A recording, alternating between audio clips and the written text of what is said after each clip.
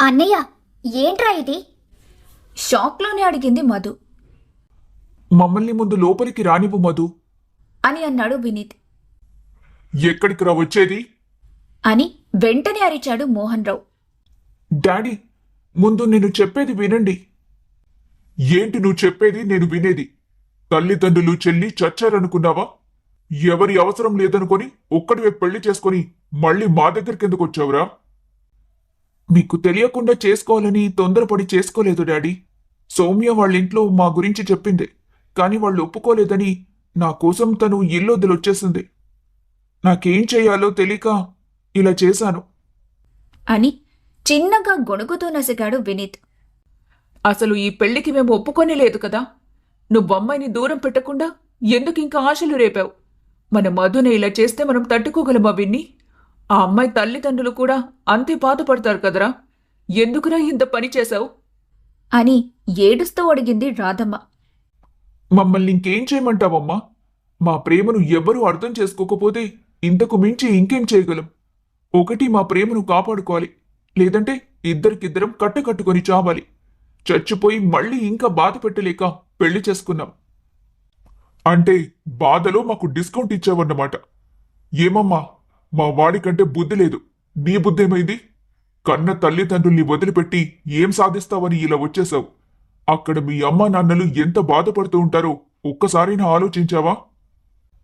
నాన్న, మీరేదైనా మాట్లాడాలనుకుంటే నాతోనే మాట్లాడండి. మధ్యలో తనని లాగకండి. నా కోసం తల్లిదండ్రుల్ని కూడా కాదనుకునే అంత ప్రేమ తనకి నా పైన ఉంది. ఇంత మంచి అమ్మాయి కోడలిగా వచ్చినందుకు సంతోషించండి. చూసావా రాధా నీ కొడుకుని? ఎప్పుడూ గారం చేస్తూ వెనకేసుకొని వచ్చావు కదా. ఇప్పుడు ఎలా మాట్లాడుతున్నాడో చూస్తున్నావా? మనమేం చెయ్యాలో వాడే మనకు చెబుతున్నాడు. డాడీ ప్లీజ్, మీరు కోపం తెచ్చుకోవద్దు. కొంచెం కూల్గా ఉండండి, మనం మాట్లాడుకుందాం అని ఆయన్ని కంట్రోల్ చేయబోయింది మధు. ఇంకా కూల్గా మాట్లాడుకునేది ఏముంది మధు? మాట్లాడుకునే ఛాన్స్ మనకెక్కడిచ్చాడు? సొంత నిర్ణయం తీసుకుని పెళ్లి చేసుకొని వచ్చేశాడు. ఇది జీవితాన్ని మలుపు తిప్పే విషయం. కన్నవాళ్లకు ఈ విషయాల్లో ఎలాంటి జోక్యం ఇవ్వలేదు ఇద్దరు. మన అభిప్రాయాలతో వాళ్ళకి సంబంధం లేనప్పుడు మన ఇంట్లో మాత్రం ఉండటం ఎందుకు? వాళ్ళని వెళ్ళిపోమ్మని చెప్పు. వేరు కాపురం పెట్టుకుంటారు. వాళ్ళ జీవితం వాళ్ళు ఎలాగైనా బ్రతుకుతారు. ఎప్పుడైతే నా కొడుకు నా మాట కాదన్నాడో, నాకు విలువని ఇవ్వలేదో, అప్పుడే వాడికి నాకు సంబంధం తెగిపోయింది. డాడీ ప్లీజ్, మీరు అలా మాట్లాడొద్దు. మీ మీదున్న రెస్పెక్ట్తోనే కదా అన్నయ్య ముందు విషయం మనకు చెప్పాడు.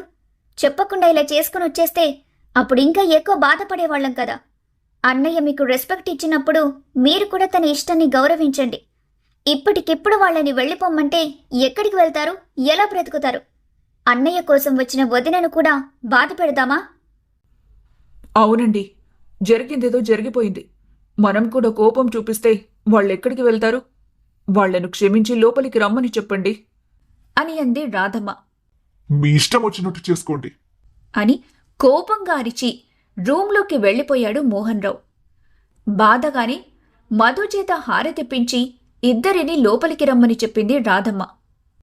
వదినా, నువ్వివన్నీ ఏమీ మనసులో పెట్టుకోవద్దు. లోపలికి వెళ్ళి రెస్ట్ తీసుకో. నేను మీకోసం తినడానికి ఏమైనా తీసుకొస్తాను అని చెప్పి సౌమ్యని వినీత్ రూంలోకి పంపించింది మధు. లోపలికి వెళ్లిన వినీత్ డోర్ క్లోజ్ చేయగానే మెడలో ఉన్న దండలు తీసి పక్కన పడేసి హమ్మయ్య అంటూ బెడ్ మీద రిలాక్స్డ్గా కూర్చుంది సౌమ్య. సారీ బేబీ, మా నాన్న కొంచెం రూడ్గా మాట్లాడారు. అవన్నీ మనసులో పెట్టుకోవద్దు. It's okay. ఈ సీన్ నేను ఆల్రెడీ ఊహించే ఉన్నాను. అందుకే మరీ ఓవర్గా రియాక్ట్ అవ్వకుండా సైలెంట్గా ఉన్నాను. కొన్ని రోజులు ఈ సైలెన్స్ ఇలాగే మెయింటైన్ చేయాలి.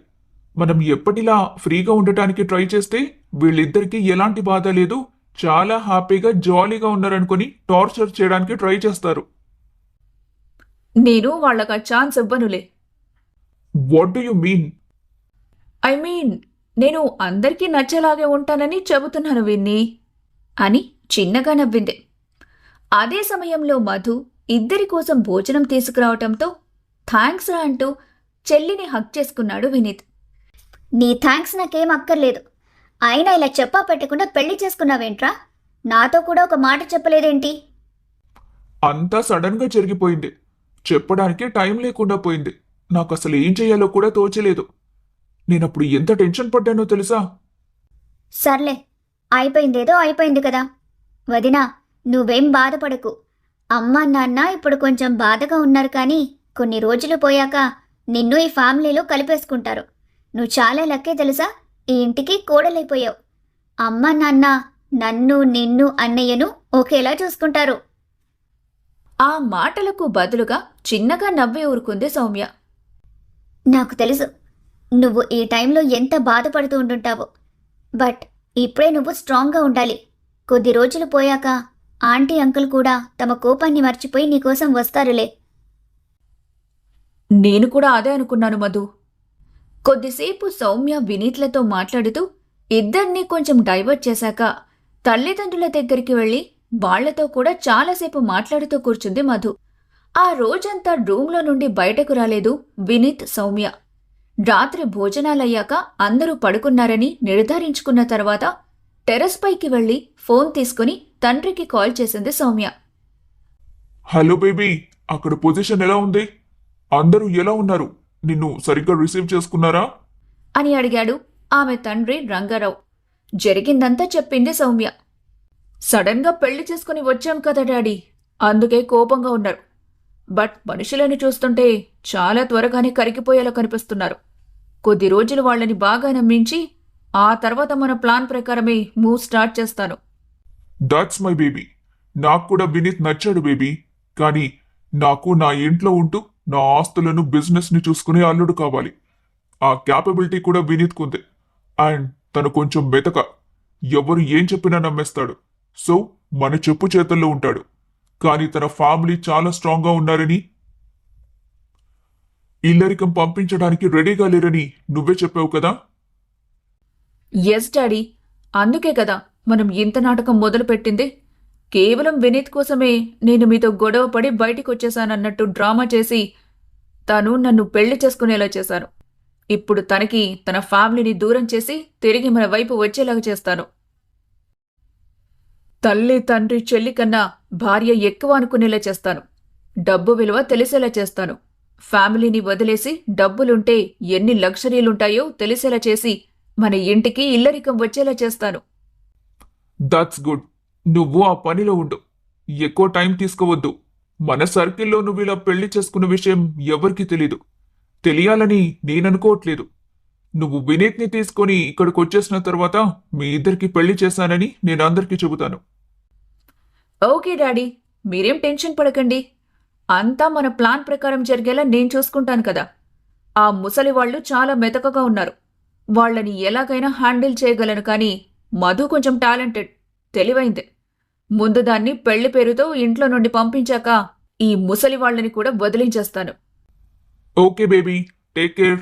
వినీత్కి మాత్రం మన మీద ఎట్టి పరిస్థితుల్లో అనుమానం రాకుండా చూసుకో, లేదంటే మొదటికే మోసం వస్తుంది అని జాగ్రత్తలు చెప్పి కాల్ కట్ చేశాడు రంగారావు. మరుసటి రోజు నుండి తను అందరితో ఎలా మెలగాలని ప్లాన్స్ వేస్తూ కాసేపు అక్కడి నిలబడి ఆలోచించి ఏమీ తెలియనట్టు కిందికొచ్చి రూంలో పడుకుంది సౌమ్య.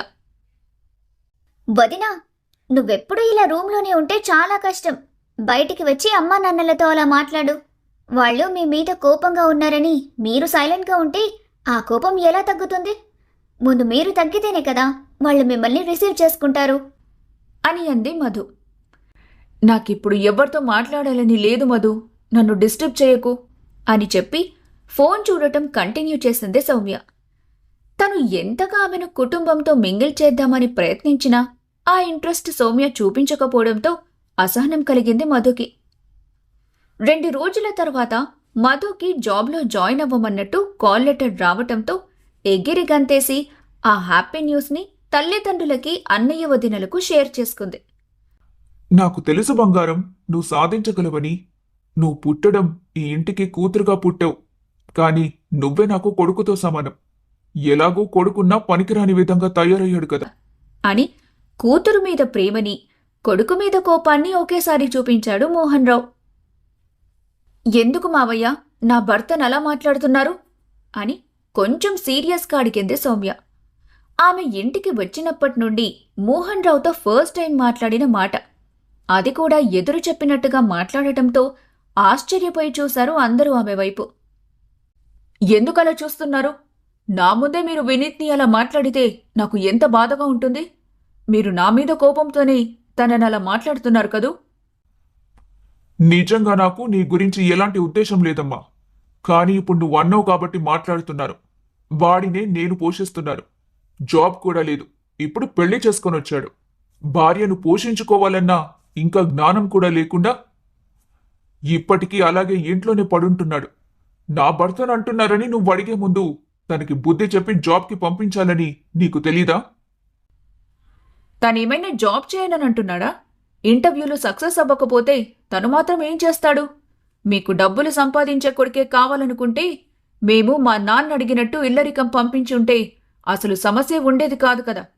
తనని బిజినెస్ చేసుకొనివ్వరు, ఇలా జాబ్ రాకపోతే సపోర్ట్ చేయరు.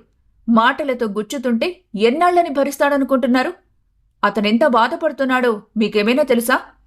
ఇంతకు ముందు కూడా తనను అర్థం చేసుకోకుండా మీరిలాగే మాట్లాడేవారని చాలాసార్లు నా దగ్గర బాధపడ్డాడు. మీకు డబ్బులే కావాలంటే చెప్పండి. ఇక నుండి నేను కూడా జాబ్ చేయటం మొదలు పెడతాను. మేమిద్దరం సంపాదించి మీకిస్తాం. మరోసారి మాత్రం నా భర్తని ఇలా మాట్లాడకండి మావయ్య అని అబద్ధపు కన్నీళ్లు కారుస్తూ గదిలోకి వెళ్లిపోయింది సౌమ్య. ఆశ్చర్యపోయి ఒకరినొకరు చూసుకున్నారు మోహన్ రావు, రాధమ్మ, మధు. ఏంటి సౌమ్య, మా నాన్నతో అలా మాట్లాడావు? నీకు కొంచెం కూడా భయం లేదా? ఇంత వయసు వచ్చినా నేను, మా చెల్లి, మా నాన్న కళ్ళల్లోకి సూటిగా చూస్తూ ఏదైనా మాట్లాడాలంటే ఎంత భయపడతామో తెలుసా? ఆయన ప్రేమగా ఉన్నంత వరకే మా ఆటలు సాగుతాయి. కొంచెం సీరియస్ అయినా పిల్లిలా ఎక్కడ వాళ్ళం అక్కడే ఉండిపోతాం.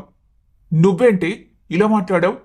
కొంప ముంచేశావు అంటూ తలపట్టుకున్నాడు వినీత్.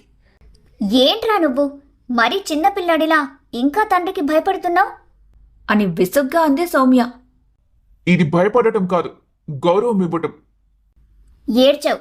ఎదుటి వాళ్ళు మనల్ని గౌరవించినప్పుడే మనం కూడా తిరిగివ్వాలి. ఆయన నిన్ను అంత చులకనగా మాట్లాడుతుంటే ఇంకా ఎందుకు గౌరవం అంటూ ఆ మాటలు పడాలి? ఏ తండ్రి కొడుకుని చులకనగా చూడడు. మా నాన్న కూడా నన్నెప్పుడలా చూడలేదు. ఆయన మాటల వెనుక, కోపం వెనుక ఉన్నది బాధ మాత్రమే. నేనింకా బాధ్యత తెలుసుకోవట్లేదని ఆయన అనుకుంటున్నాడు. ఏంటనుకునేది? నువ్వు ఎప్పటికప్పుడు ఇంటర్వ్యూస్కి వెళ్తూనే ఉంటావు కదా. ఆ విషయం మీ నాన్నకు తెలీదా? జాబ్ రాకపోతే నువ్వు మాత్రం ఏం చేస్తావు? ఆ మాత్రం కూడా ఆయనకు తెలీదా? అన్నీ తెలుసు. ఇంకా ఎక్కువ ఎఫర్ట్స్ పెట్టాలని ఆయన ఉద్దేశం. నువ్వేమైనా అనుకో, మీ నాన్నకు ఎదురు చెప్పానని నువ్వు ఫీల్ అయినా నాకనవసరం. నా ముందు నిన్నలా మాట్లాడటం నాకు చాలా బాధగా అనిపించిందిరా. పైగా అత్తయ్య, మధు కూడా అసలేమీ మాట్లాడకుండా సైలెంట్గా ఉన్నారేంటి? నాకెంత బాధ కలిగిందో తెలుసా? మామయ్య గారు కాబట్టి ఈ 2 మాటలతో వదిలేశాను, కానీ ఆ ప్లేస్లో ఇంకెవరైనా ఉండుంటే మాత్రం చీల్చి చెండాడేదాన్ని. ఆమె తనకి తన తండ్రికి మధ్య విభేదాలు సృష్టిస్తుందని ఏమాత్రం ఊహించని వినీత్ సౌమ్య తన మీద కురిపిస్తున్న ప్రేమకి, తన కోసం పడుతున్న బాధకి పొంగిపోతూ ప్రేమగా ఆమె చేయి పట్టుకున్నాడు. ఇలా కాదు విన్ని, మనం జాబ్ సంపాదించాలి. అప్పుడే మనకు ఈ ఇంట్లో గౌరవం ఉంటుంది. డబ్బు సంపాదించకుండా ఇంట్లో ఉంటున్నాం. మొన్నటి వరకు కొడుకు కాబట్టి నిన్ను ఆయన బాధ్యతగా పోషించారు. ఇప్పుడు నన్ను కూడా పోషించాలంటే నేను ఆయనకి బరువుగా మారాను కదా. అందుకే ఆ కోపాన్ని నీ మీద చూపిస్తున్నారేమో. నేను కూడా జాబ్ చేస్తాను. నేను ట్రై చేస్తూనే ఉన్నా కదరా. అదృష్టం నన్ను వరించట్లేదు. అయినా నువ్వు జాబ్ చేయడం ఏంటి? నిన్ను నేను పువ్వుల్లో పెట్టి చూసుకుంటాను. నువ్వు ఏ జాబ్ చేయాల్సిన అవసరం లేదు. నిన్ను వరించింది అదృష్టం కాదు, మా నాన్న. నువ్వు ఎలాగైనా మా బిజినెస్ ఓవర్టేక్ చేయాలనే ఉద్దేశంతో నీకెక్కడ జాబ్ రాకుండా చేస్తున్నారని తెలిస్తే నువ్వేకంగా నన్నే వదిలేస్తావేమో అని మనసులోనే అనుకుంది సౌమ్య. అది కాదురా, ఇంతకు ముందు వరకు నేను కోటేశ్వరరాలనేమో. మా నాన్న నన్ను పువ్వుల్లో పెట్టుకుని చూసుకున్నాడేమో. నువ్వు కూడా నన్ను అలా చూసుకోవాలనుకోవడంలో నీ ప్రేమ నాకు తెలుస్తుంది. కానీ ఇప్పుడు పరిస్థితులు వేరు కదా. నేను నీకోసం ఈ మాత్రం కష్టపడగలను. మన కోసమే కదా. మనం బయటకు వెళ్ళి జాబ్ చేసి 4 రూపాయలు సంపాదిస్తేనే మనకు ఇంట్లో గౌరవం లభిస్తుంది. నువ్వేమనుకోనంటే నేనొక మాట చెప్పనా? చెప్పు సౌమ్య, నువ్వు నా దగ్గర ఏమైనా చెప్పొచ్చు. నేనెప్పుడు నీ గురించి తప్పుగా అనుకోనురా. మనం మా కంపెనీలోనే జాబ్ కోసం ట్రై చేద్దాం. డాడీ నన్ను ఇంట్లోకి రానివ్వరేమో. కానీ జాబ్ కోసం రెస్ట్రిక్ట్ చేస్తారని అనుకోవట్లేదు. పైగా మేనేజర్ నుండి ఎంప్లాయీస్ అందరూ నా అండర్లో ఉంటారు కాబట్టి మిగతా కంపెనీల్లో కన్నా ఇక్కడ మనకు ఫ్రీడమ్ ఎక్కువగా ఉంటుంది. ఏమంటావ్? ఒకసారి వాళ్లను కాదని ఇంట్లో నుండి వచ్చేశాక మళ్ళీ వాళ్ల ముందు తిరుగుతుంటే మీ నాన్నను రెచ్చగొట్టినట్టు ఉంటుందేమో సౌమ్య. అలా ఏముండదు. ఇప్పుడే మన ఇద్దరికి జాబ్ కోసం అప్లికేషన్ పెడతాను. ఇక ఈ ఇంట్లో వాళ్ళు గాని బయట వాళ్ళు గాని నిన్ను ఒక మాట అనడానికి కూడా వీల్లేదు అంటూ చకచక ల్యాప్టాప్లో ఇంటర్వ్యూ కోసం అప్లై చేసింది సౌమ్య. 4 రోజుల తర్వాత మధు ఆఫీస్కి వెళ్లడం ప్రారంభిస్తే సౌమ్య రంగారావుల ప్లాన్ ప్రకారం సౌమ్యకి వినీత్కి కూడా రంగారావు జాబ్ ఇవ్వటంతో ఇద్దరూ తమకి జాబ్ వచ్చిన విషయం మోహన్ రావు రాధమ్మ ముందు గొప్పగా చెప్పారు. ఇన్నాళ్లకు జాబ్ వచ్చింది అని చాలా సంతోషంగా అంది రాధమ్మ. ఇంతకీ ఏ కంపెనీ అని గంభీరంగా అడిగాడు మోహన్ రావు. తన తండ్రి పేరు చెప్పడం ఇష్టం లేక ఆఫీస్ పేరు మార్చి చెప్పింది సౌమ్య. అది అబద్ధమని మధుకి తెలిసినా తండ్రికి తెలిస్తే మళ్లీ గొడవ జరుగుతుందని మౌనంగా ఉండిపోయింది. మంచిది. ఇకనైనా మీరు చక్కగా పని చేసుకుని లైఫ్లో ఎదుగుతానంటే అంతకన్నా కావాల్సిందేముంది? రాధా, పిల్లలకిష్టమైనవేంటో వండిపెట్టు అని చెప్పి వెళ్లిపోయాడు మోహన్ రావు. చూసావా అమ్మా, సౌమ్య వచ్చిన వేళ విశేషం. తనిలా రాగానే అందరికీ జాబ్ సెటిల్ అయిపోయాయి అని సౌమ్య వైపు ప్రేమగా చూస్తూ అన్నాడు వినీత్. అవునన్నయ్యా, అంతా వదిన అదృష్టం.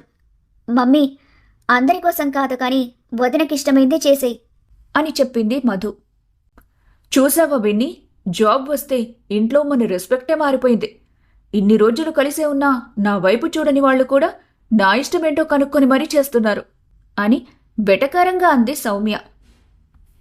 ఆ మాటలు మధుకి రాధమ్మకి అస్సలు నచ్చకపోయినప్పటికీ ఏమీ అనకుండా మౌనంగా ఉన్నారు. రోజులు నిదానంగా కదులుతుంటే ముగ్గురు ఎవరి జాబ్కి వాళ్లు వెళ్తున్నప్పటికీ సౌమ్య పెడసరి మాటలు ఎక్కువవటంతో మధులో అసహనం పెరగటం మొదలైంది. ఒకరోజు రాధమ్మకి ఆరోగ్యం పాడవటంతో ఉదయాన్నే లేవలేకపోయింది. ఒకవైపు ఆఫీస్కి టైం అవుతుంటే టిఫిన్ కూడా ప్రిపేర్ చేయలేదు. అసలు ఇంట్లో ఏమాత్రం పని చేయకుండా ఏం చేస్తున్నారు? రోజంతా బయటికి వెళ్లి వర్క్ చేసే వాళ్ళకి కనీసం తిండి కూడా పెట్టలేరా అని కోపంతో అరిచింది సౌమ్య. వదిన, నువ్వు ఎవరితో మాట్లాడుతున్నావో, ఏ రేంజ్లో వాయిస్ పెంచుతున్నావో కాస్త చూసుకో అని కొంచెం సీరియస్గా అంది మధు. ఇప్పుడు నేనేమన్నాను మధు?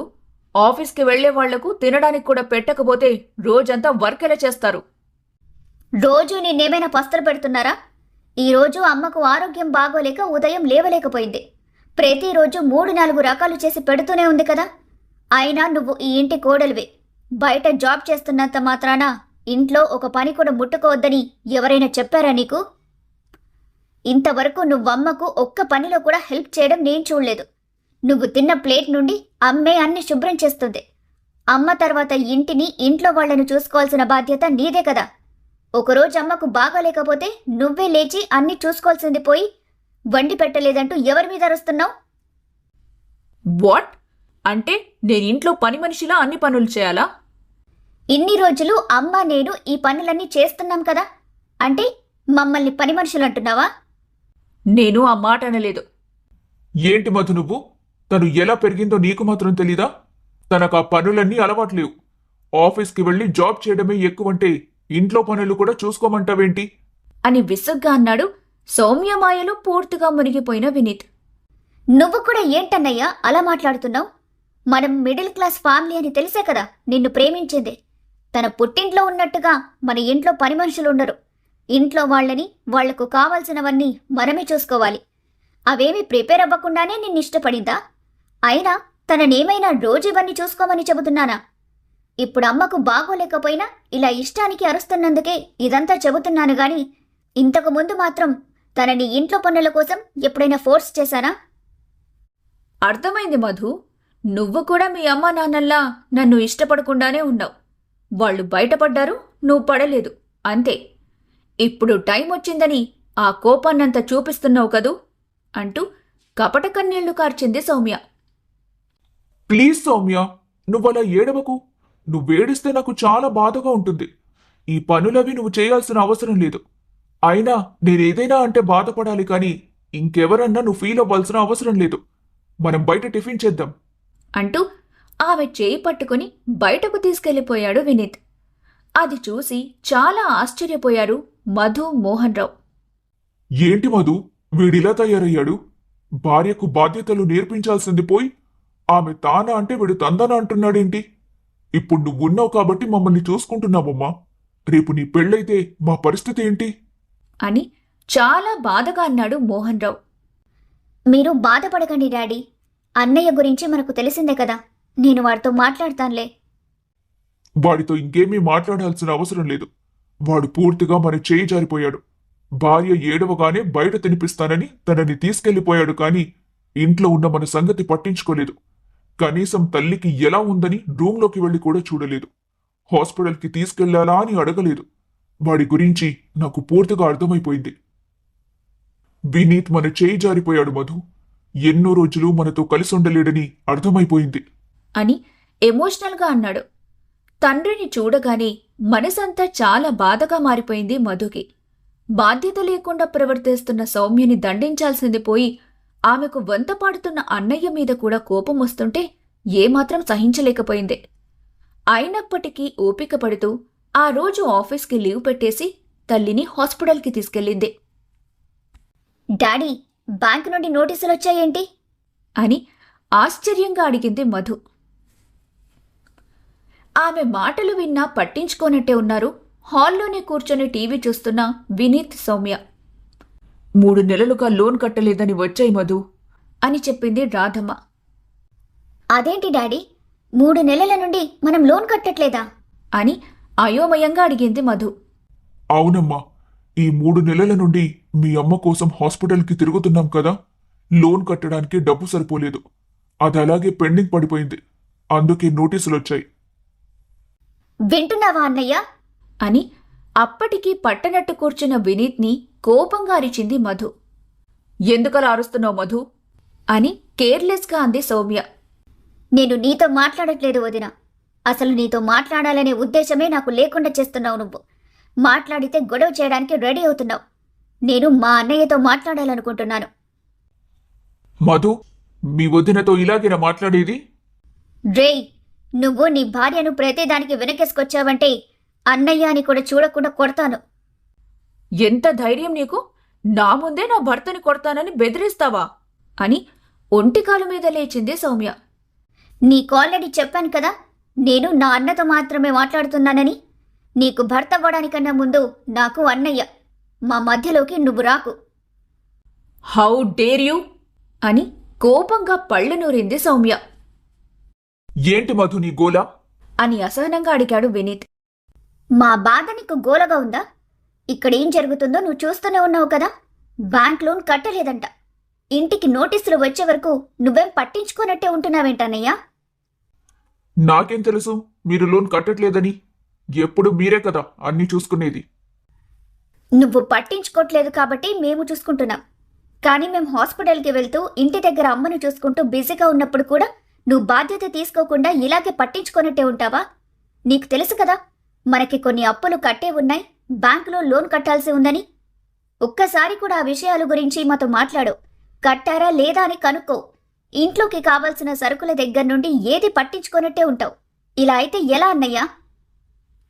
అంటే ఏంటి నీ ఉద్దేశం? ఇవన్నీ వినీత్ కట్టాలనా? అని అడిగింది సౌమ్య. అవును, అన్నయ్య కాకపోతే ఇంకెవరు కడతారు?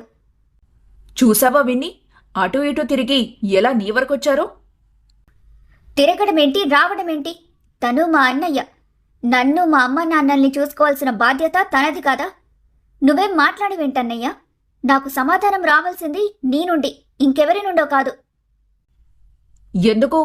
తనకి నోట్లో నాలుక లేదనే కదా తనని ముందు పెడుతున్నావు.